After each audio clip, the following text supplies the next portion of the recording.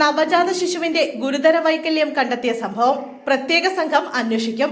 Youth Congress പ്രതിഷേധ മാർച്ചും ഉപരോധവും.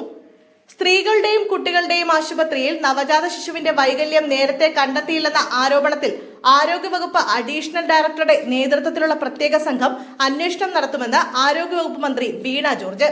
സംഭവം ശ്രദ്ധയിൽപ്പെട്ട ഉടൻ തന്നെ അന്വേഷണം നടത്താൻ മന്ത്രി ആരോഗ്യവകുപ്പ് ഡയറക്ടർക്ക് കഴിഞ്ഞ ദിവസം നിർദ്ദേശം നൽകിയിരുന്നു.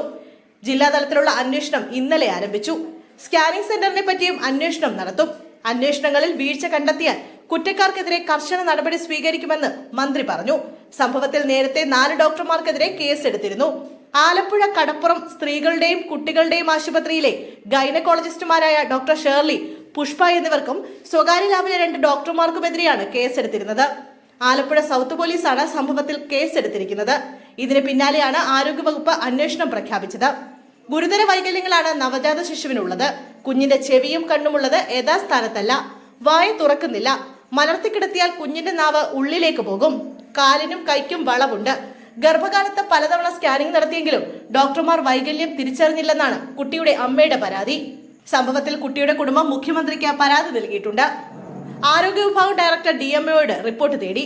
ആലപ്പുഴ കടപ്പുറം സ്ത്രീകളുടെയും കുട്ടികളുടെയും ആശുപത്രിയിലെ സൂപ്രണ്ടിനോട് അടിയന്തരമായി റിപ്പോർട്ട് നൽകാനാണ് DMO ആവശ്യപ്പെട്ടത്. പ്രാഥമിക അന്വേഷണ റിപ്പോർട്ട് സൂപ്രണ്ട് ഉടൻ DMOയ്ക്ക് കൈമാറും. ഇതിനിടെ സംഭവത്തിൽ പ്രതിഷേധിച്ച് യൂത്ത് കോൺഗ്രസ് അമ്പലപ്പുഴ നിയോജക മണ്ഡലം കമ്മിറ്റിയുടെ നേതൃത്വത്തിൽ വനിതാ ശിശു ആശുപത്രിയിലേക്ക് പ്രതിഷേധ മാർച്ച് സംഘടിപ്പിച്ചു. യൂത്ത് കോൺഗ്രസ് സംസ്ഥാന ജനറൽ സെക്രട്ടറി റഹീം വെറ്റക്കാരൻ നേതൃത്വം നൽകിയ പ്രതിഷേധ മാർച്ച് ആശുപത്രിക്ക് മുന്നിൽ പോലീസ് തടഞ്ഞു. തുടർന്ന് പ്രവർത്തകർ ആശുപത്രിക്ക് മുൻവശം കിടന്ന് ഉപരോധിച്ചു.